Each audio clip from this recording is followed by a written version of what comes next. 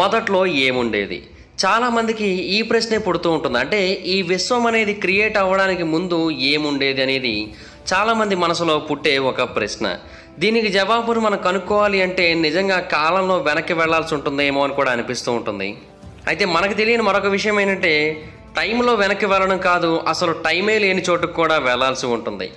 ఈరోజు ఈ వీడియోలో బిగ్ బ్యాంగ్కి ముందు అసలు ఏముండేది, ఈ విశ్వం అనేది ఎలా ఉండేది అనే ఒక ప్రశ్న గురించి కొంచెం డీటెయిల్డ్ ఎక్స్ప్లెనేషన్ అయితే తెలుసుకుందాం. సో ఇంకెందుకు late, let's get into the video. యాక్చువల్గా కాలంలో వెనక్కి వెళ్ళడానికి ఇప్పటివరకు మన దగ్గర ఎటువంటి టూల్స్ కూడా లేవు. సైన్స్ దానికి సంబంధించి ఎటువంటి డెవలప్మెంట్ని కూడా చేయలేదు. అయితే ప్రాబ్లం ఏంటంటే ఎన్నో మిస్టరీలు ఉన్నాయి ఈ విశ్వంలో.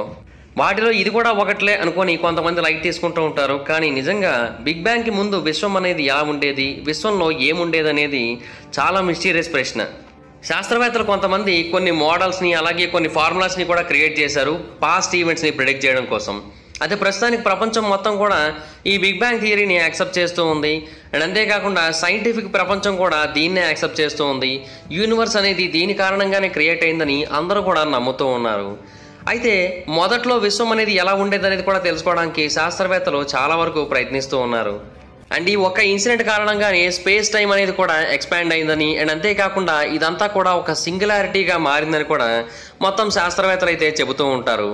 అండ్ ఇన్ఫ్యాక్ట్ ఈ సంఘటన కారణంగానే స్పేస్ మరియు టైము ఈ రెండు కూడా ఎగ్జిస్టెన్స్లోకి వచ్చాయనేది కూడా మనకు తెలిసిన విషయమే. అండ్ ఇంకోటి ఏంటంటే ఇప్పటికీ కూడా కొన్ని పరిశోధనలు అయితే చేస్తూ ఉన్నారు మిగతా గ్యాలక్సీల మీద.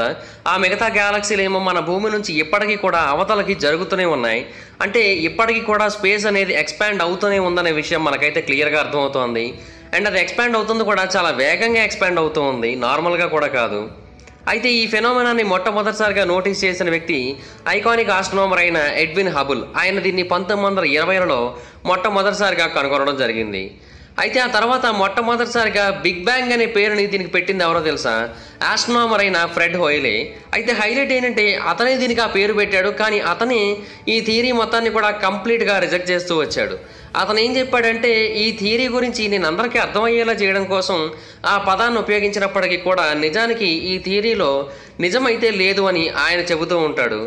సరే, హోయిలే ఏ కారణంతో దీన్ని వ్యతిరేకించినప్పటికీ కూడా ప్రపంచం మొత్తానికి బాగా తెలిసిన ఒక పదాన్ని అయితే మాత్రం ఆయనే సృష్టించడం జరిగింది.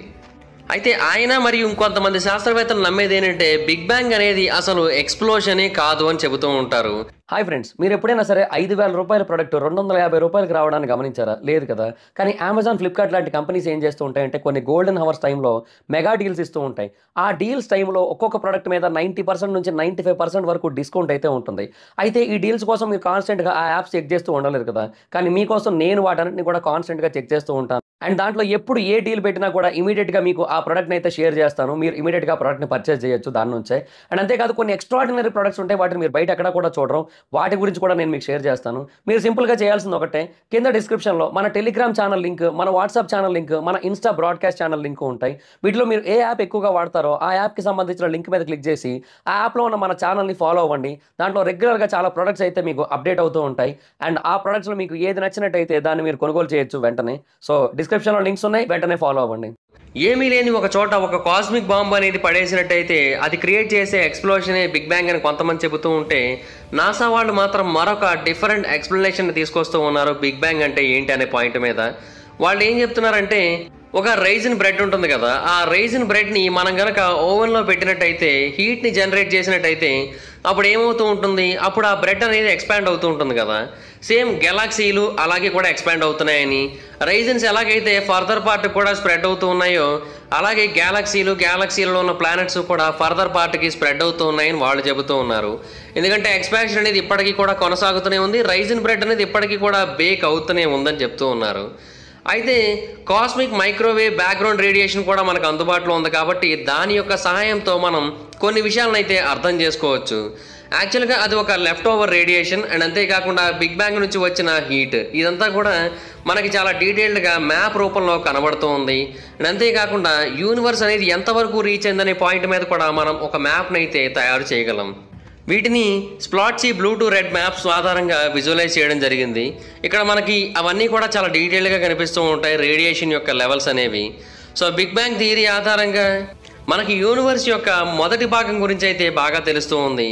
కానీ ఇక్కడ ప్రాబ్లం ఏంటంటే ఈ ఎక్స్పాన్షన్, రేడియేషన్, యాక్సలరేషన్ ఇవన్నీ కూడా జరగడానికి ముందు ఈ యూనివర్స్ అనేది ఒక సింగిల్ పాయింట్ దగ్గర ఉండేది కదా. ఆ సింగిల్ పాయింట్ అనేది ఏంటి, ఆ సింగిల్ పాయింట్ యొక్క క్యాపబిలిటీ ఏంటి, దాని యొక్క సింగులారిటీ ఏంటి, వీటన్నిటి గురించి కూడా శాస్త్రవేత్తలు ప్రస్తుతానికైతే పరిశోధనలు చేస్తూ ఉన్నారు. కానీ ఎవరికి కూడా సరైన డీటెయిల్స్ అయితే దొరకట్లేదు. అయితే బిగ్ బ్యాంగ్ అనేది జరిగిన తర్వాత మనం ఆ ప్రాంతాల్లో కొన్ని క్వాడ్రిలియన్ డిగ్రీస్ ఆఫ్ టెంపరేచర్ని అయితే మనం చూడటం జరిగింది. అయితే మరికొంతమంది చెప్పేది ఏంటంటే అక్కడ మరింత ఎక్కువగా టెంపరేచర్ ఉంటుందని చెప్తున్నారు. భూమి మీద ఇప్పటి వరకు నమోదు చేయగలిగిన అత్యంత భారీ టెంపరేచర్ ఏదో తెలుసా? 7.2 ట్రిలియన్ డిగ్రీస్ ఫారెన్హీట్, అంటే 4 ట్రిలియన్ డిగ్రీల సెల్సియస్ అనమాట. దీన్ని మనం లార్జ్ హ్యాడ్రన్ కొలైడర్లోని పార్టికల్స్ అన్నింటినీ కూడా స్మాష్ చేయడం ద్వారా సాధించగలిగాం. అయితే భూమి మీదే మనం ఇంత టెంపరేచర్స్ని సాధించగలుగుతున్నట్టయితే బిగ్ బ్యాంగ్ టైంలో ఇంకెంత టెంపరేచర్ ఉంటుంది? బిగ్ బ్యాంగ్ టైంలో చాలా ఎక్కువ టెంపరేచర్ ఉంటుంది అనేది శాస్త్రవేత్తల యొక్క మాట. కాకపోతే అది ఎంత అనేది మనకు తెలియదు. కాకపోతే చాలా ఎక్కువగా ఉంటుందని అయితే మాత్రం ఖచ్చితంగా ఒక అభిప్రాయాన్ని అయితే చెబుతూ ఉన్నారు. అయితే శాస్త్రవేత్తలు చెప్పేది ఏంటంటే ఒకవేళ మనం కాలంలో వెనక్కి ప్రయాణించాలనుకున్నప్పటికీ కూడా బిగ్ బ్యాంగ్ అనేది జరిగిన తర్వాత సెకండ్కి మాత్రమే మనం వెళ్ళగలమని, బిగ్ బ్యాంగ్ జరగడానికి ముందైతే మనం వెళ్ళలేమని. ఎందుకంటే బిగ్ బ్యాంగ్ జరగడానికి ముందుకు కనుక మనం వెళ్ళాలనుకుంటున్నట్టయితే మనం ఇంకా అక్కడతో మనల్ని ఆపేసుకున్నట్టు అవుతుందని, ఫిజిక్స్ ప్రపంచంలోనే అది ఒక అబద్ధం అవుతుందని కూడా చాలామంది అయితే చెబుతూ ఉన్నారు. అయితే క్వాంటమ్ ఫిజిక్స్ అలాగే క్వాంటమ్ మెకానిక్స్ కూడా మనల్ని కొంత కన్ఫ్యూజన్కి గురి చేస్తూ ఉంటాయనే చెప్పాలి. ఈ క్వాంటమ్ ఫిజిక్స్ మరియు క్వాంటమ్ మెకానిక్స్కి సంబంధించి కొన్ని లాస్ ఆఫ్ నేచర్ అనేవి ఉంటాయి. వాటిని మనం మైక్రో స్కేల్లో చూస్తే తప్ప, ఇంకా వీలైతే మ్యాక్రో స్కేల్లో చూస్తే తప్ప మనకి ఈ వివరాలు ఏవి కూడా పూర్తిగా అర్థం కావు. బిగ్ బ్యాంగ్ అనేది జరిగిన తర్వాత సెకండ్కి మనం ఎవ్రీథింగ్, అంటే మనలో ఏదో ఒక మ్యాటర్ అయితే ఉంది. ఇదే విషయాన్ని మనకి క్వాంటమ్ రూల్స్ అయితే చెబుతూ ఉంటాయి యూనివర్స్ పరంగా. కాకపోతే ప్రాబ్లం ఏంటంటే ఇదంతా కూడా ఒక కాస్మిక్ జంబుల్. ఎవరు కూడా ఆ జంబుల్ని పూర్తి స్థాయిలో అర్థం చేసుకోలేకపోతున్నారు. సో ఎప్పుడైతే ఇక్కడ మనకి ఇన్ఫినిట్లీ స్మాల్ సింగులారిటీ అనేది ఉన్నదని తెలుస్తుందో అప్పుడు బిగ్ బ్యాంగ్ అనేది జరగడానికి ముందు అసలు ఏమీ లేదని మనకైతే అర్థమవుతుంది. కానీ దీని వెనక ఏదైనా ఒక సెన్స్ ఉందా? అంటే ఏమీ లేని ఒక చోట నుంచి ఏదో ఒకటి ఎలా వస్తుంది, అంటే నథింగ్ నుంచి సంథింగ్ అనేది ఎలా వస్తుంది? నిజంగా ఈ ప్రశ్న సైన్స్కి పెద్ద తలనొప్పిగా మారిపోయింది. అయితే కొంతమంది శాస్త్రవేత్తలు మరియు కొంతమంది పెద్ద వాళ్ళు కూడా, అంటే స్టీఫెన్ హాకింగ్ లాంటి వాళ్ళు కూడా ఏమని చెబుతూ ఉంటారంటే టైం అనేది బిగ్ బ్యాంగ్తోనే మొదలైందని చెబుతూ ఉంటారు. అంటే బిగ్ బ్యాంగ్ జరగడానికి ముందు అసలు టైం అనేదే లేదని చెబుతూ ఉంటారు. మరి టైం అనేది కనుక లేకపోయినట్టయితే ఆ టైం ఈవెంట్స్కి మనం వెళ్ళే అవకాశమే లేనట్టే కదా. అంటే అంతకుముందు జరిగిన ఈవెంట్స్ ఏవైతే ఉన్నాయో వాటికి టైం అనేది అప్లై కాదు, అవి అన్డిఫైనబుల్ అలాగే అన్మెజరబుల్. సో వాటిని గురించి మనం ఏమీ తెలుసుకోలేము అనేది అయితే స్టీఫెన్ హాకింగ్ యొక్క మాట. అయితే ఈ థియరీస్ అన్నీ కూడా మనకి కొన్ని విషయాలు చెప్తున్నప్పటికీ కూడా యూనివర్స్ క్రియేషన్కి ముందు ఏముందనేది అయితే మాత్రం ఎవరు కూడా పూర్తిగా చెప్పలేకపోతున్నారు. అయితే స్ట్రింగ్ థియరిస్టులు మాత్రం మా దగ్గర ఒక జవాబు ఉందంటూ ముందుకు వస్తూ ఉంటారు. వాళ్ళు చెప్పేది ఏంటంటే ఎక్పైరోటిక్ లేదంటే కాన్ఫ్లాగ్రేషన్. ఇది ఒక వింతైన సినారియో. ఈ కాస్మోస్లో ఏం జరుగుతూ ఉంటుందంటే ప్రకృతి అనేది కంటిన్యూస్గా బర్త్ నుంచి రీబర్త్కి, మళ్ళీ రీబర్త్ నుంచి బర్త్కి ఇలాగా మారుతూ ఉంటుందని చెబుతూ ఉంటారు. అంటే ఈ యూనివర్స్ అనేది ఎప్పటికప్పుడు ముందుకు వెళుతూనే ఉందని, ఎప్పటికప్పుడు చనిపోయి మళ్ళీ పుడుతూనే ఉందని ఈ థియరీ వాళ్ళు చెప్పేది. ఇంకోటి ఏంటంటే వీళ్ళు మరొక థియరీ కూడా చెబుతూ ఉంటారు, దాని పేరు బిగ్ క్రంచ్.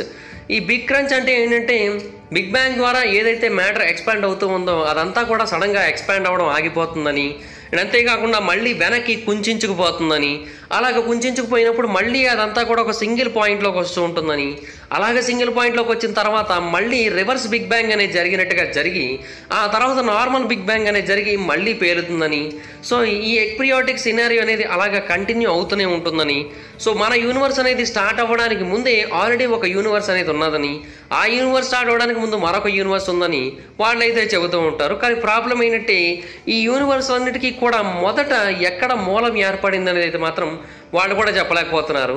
కాకపోతే కొంతమంది అయితే మాత్రం ఈ ఎక్పిరియాటిక్ సినారియోతో యాక్సెప్ట్ చేస్తూ ఉంటారు.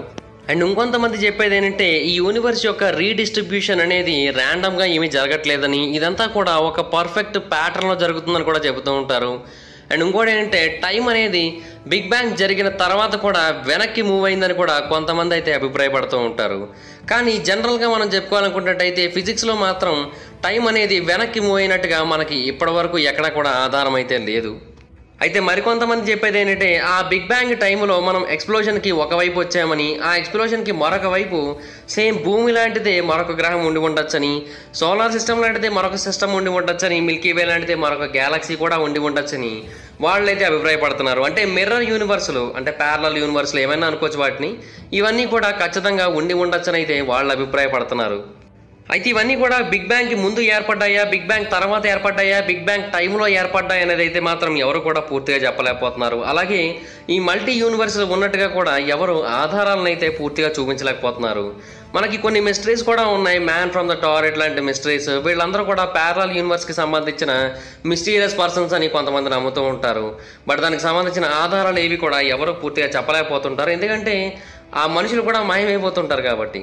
ఫిజిసిస్ట్ అయిన సీన్ కారల్ అనే ఒక వ్యక్తి ఈ విశ్వం గురించి ఏమని చెబుతూ ఉన్నాడంటే, ఈ విశ్వం అనేది మరొక విశ్వం యొక్క బై ప్రొడక్ట్ అయి ఉండొచ్చని కూడా చెబుతూ ఉన్నాడు. లేదంటే మరికొన్ని భారీ విశ్వాల యొక్క బై ప్రొడక్ట్ కూడా అయి ఉండొచ్చు అని చెబుతూ ఉన్నాడు. అంటే అవన్నీ కొలైడ్ అయినప్పుడో, లేదంటే వాటి నుంచి వేరు వేరు పార్టికల్స్ బయటకు రిలీజ్ అయినప్పుడో, ఇలాగా అన్నీ కలిపి ఈ విశ్వం ఫామ్ అయిందని చెబుతూ ఉన్నాడు ఆయన. బట్ అది నిజమో కాదో ఆయన కూడా కన్ఫర్మ్ అయితే చేయలేకపోతూ ఉన్నాడు. కాకపోతే ఒకటైతే వాస్తవం, స్టీఫెన్ హాకింగ్ చెప్పినట్టుగా స్పేస్ టైం అనేది, అలాగే టైం అనేది మనకి బిగ్ బ్యాంగ్ తర్వాతే తెలిసింది.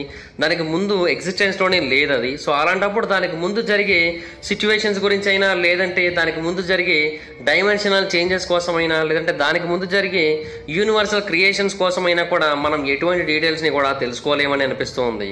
సో బిగ్ బ్యాంగ్ అనేది జరిగి ఈ విశ్వం ఫామ్ అవ్వడానికి ముందు అసలు ఏమీ ఉండి ఉండకపోవచ్చు. బట్ అలాగని చెప్పి ఆ నథింగ్నెస్ని కూడా మనం తక్కువ అంచనా వేయకూడదు. ఎందుకంటే డార్క్ మ్యాటర్లో కూడా మనకు చాలా మ్యాటర్ ఉంటుంది, డార్క్ ఎనర్జీలో కూడా చాలా ఎనర్జీ ఉంటుందని మనకు రీసెంట్ స్టడీస్లో అయితే తేలింది.